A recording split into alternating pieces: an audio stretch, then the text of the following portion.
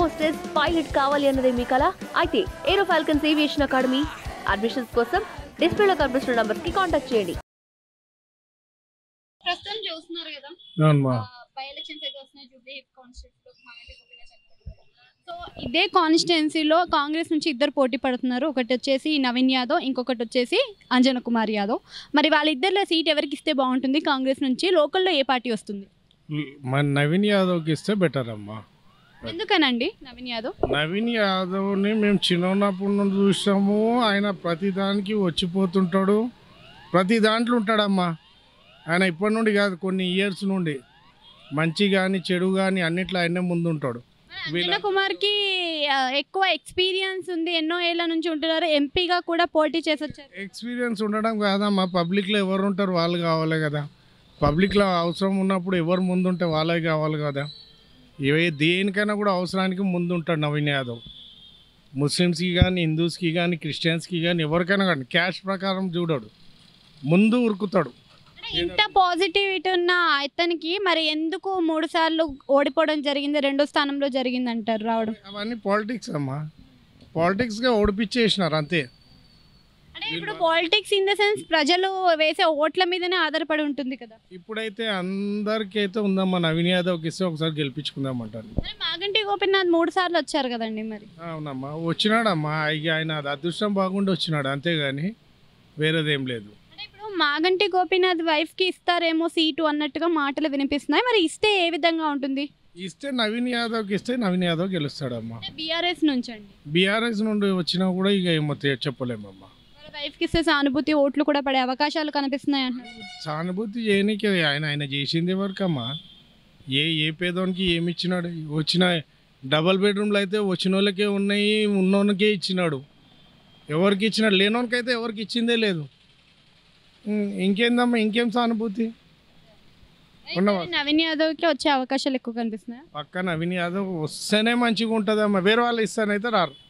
Thank you. 100%. నమస్తే అండి. నమస్తే మేడం. ప్రస్తుతం తెలంగాణలో చూసుకుంటే బై ఎలక్షన్స్ అయితే వస్తున్నాయి జూబ్లీ హిల్స్ కాన్స్టిట్యున్సీలో మాగంటి గోపీనాథ్ చనిపోవడం వల్ల. సో కాంగ్రెస్ నుంచి ఇద్దరు పేర్లు బాగా వినిపిస్తున్నాయి. ఒకటి అంజన్ కుమార్ యాదవ్ది, ఇంకొకటి నవీన్ యాదవ్ది. వాళ్ళిద్దరిలో ఎవరికి సీట్ ఇస్తే బాగుంటుంది అంటారు? నవీన్కి ఇస్తే బాగుంటుంది మేడం. ఎందుకని నవీన్ యాదవ్? నవీన్కి హోల్డ్ చాలా ఉంది లోకల్ కాబట్టి, చాలామంది గుర్తుపడతారు అతనికి కాబట్టి ఆయన కంపల్సరీ గెలుస్తాడు.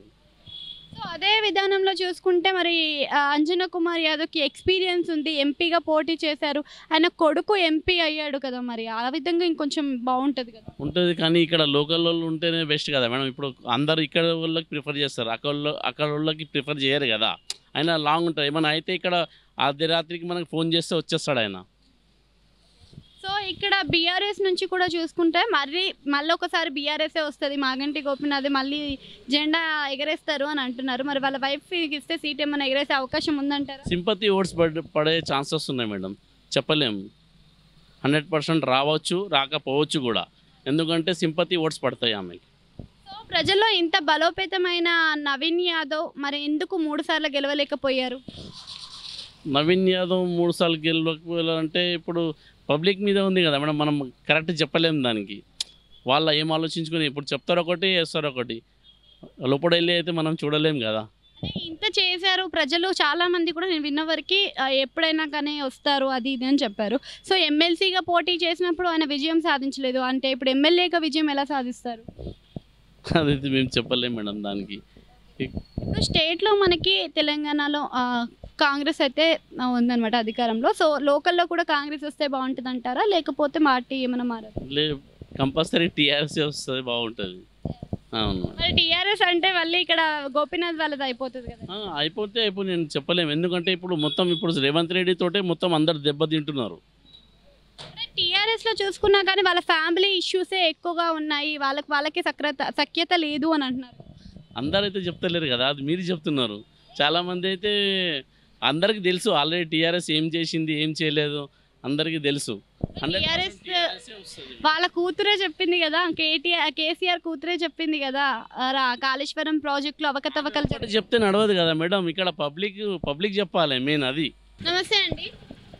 నమస్తే అండి. తెలంగాణలో ఇప్పుడు అయితే జూబ్లీ హిల్స్ కాన్స్టిట్యున్సీలో బై ఎలక్షన్స్ వస్తున్నాయి మాగంటి గోపీనాథ్ చనిపోవడం వల్ల. మరి ఆయన ప్లేస్లో ఇప్పుడు ఎవరికి వస్తుంది అంటారు? బీఆర్ఎస్ వస్తుందా, కాంగ్రెస్ వస్తుందా మరి లోకల్లో? లోకల్లో బీఆర్ఎస్ వస్తుంది. మాకు మంచి పని చేసిన ఇక్కడ రోడ్లు మంచిగా చేసిన ఏం చెప్తా నాకు మా గోపీనాథ్ అన్న మంచి చేసిన ఇక్కడ. లేదంటే ఇక్కడ మొత్తం లోకల్ బస్సు అయిపోయినాయి అక్కడ. అంటే ఇప్పుడు నవీన్ యాదవ్ లోకల్ గానే ఉంటాడు, నవీన్ యాదవే ఎక్కువ చేస్తున్నాడు, అర్ధరాత్రి పిలిచినా వస్తాడు అని అంటున్నారు కదా. అవును, మరి అట్లా నవీన్ యాదవ్కి ఎక్కువ పాజిటివ్ ఉంది కదా. ఉన్న మాకు ఏం కావాలంటే పని ఎవరు చేస్తే ఆయనకి గెలుస్తాలా అని, అంతేనే. అంటే ఇప్పుడు ఇంకొకటి కూడా ఉంది, తెలంగాణలో ఆటో వాళ్ళకి 12,000 సంవత్సరానికి అని అంటున్నారు. మరి వచ్చాయా 12,000? ఇప్పుడు ఏమో గెలిచిన తర్వాత ఇస్తా అని 2 సంవత్సరాలు అయిపోయినా ఇయ్యలే. ఇప్పుడు ఏమి ఇస్తా ఏమో. అంటే పథకాలైనా ఏమైనా అందుతున్నాయా? ఫ్రీ గ్యాస్, ఫ్రీ కరెంట్ కానీ, 500 రూపీస్ గ్యాస్ కానీ, సన్న బియ్యం కానీ ఇంకా రాలే. గ్యాస్ రాలే, కరెంట్ రానివన్నీ అప్లై చేసుకోండి అంటున్నారు కదా. అప్లై చేస్తే మళ్ళీ అప్లై చేసి చాలా రోజు అయిపోయినాయి, ఇంకా ఆయలే. బీఆర్ఎస్ ఇప్పుడు అధికారంలో లేదు, మళ్ళీ లోకల్లో కూడా బీఆర్ఎస్ వస్తే మరి ఇంత పథకాలు రావు కదా. వస్తుంది మేడం. నమస్తే అండి. నమస్తే. ప్రస్తుతం చూస్తున్నారు కదా, తెలంగాణలో మనకి బై ఎలక్షన్స్ అయితే జూబ్లీ హిల్స్ కాన్స్టిట్యున్సీలో వస్తుంది. మాగంటి గోపీనాథ్ చనిపోవడం వల్ల మళ్ళీ బీఆర్ఎస్ వస్తే బాగుంటుందా, లేకపోతే కాంగ్రెస్ వస్తే బాగుంటుంది అంటారా? ఇప్పుడు ప్రభుత్వం అనేది కాంగ్రెస్ వస్తేనే బాగుంటుంది. ఎందుకని కాంగ్రెస్ అంటున్నారు? ఏంటంటే కొద్దిగా పరిపాలన అనేది మంచిగా చేస్తుంది. 0 టికెట్ పెట్టకుండా ఏమంటారు 50 ఇయర్స్ దాటిన వాళ్ళకు లేడీస్ కానీ జెంట్స్ కానీ పెట్టాల్సింది. కానీ చిన్నపిల్లలకు అదే 0 టికెట్ పెట్టేసిండు ఆడేలోపు, అది పెట్టకుండా ఉండాల్సింది బాగుంటుండే. అంటే ఇంకో విధంగా చూసుకుంటే మనకి కాంగ్రెస్ నుంచి ఇద్దరు పోటీ చేస్తున్నారు, అంజనా కుమార్ యాదవ్ అలానే నవీన్ యాదవ్. మరి వాళ్ళిద్దరిలో ఎవరికి టికెట్ వస్తే బాగుంటుంది, సీట్ ఇస్తే బాగుంటుంది అని?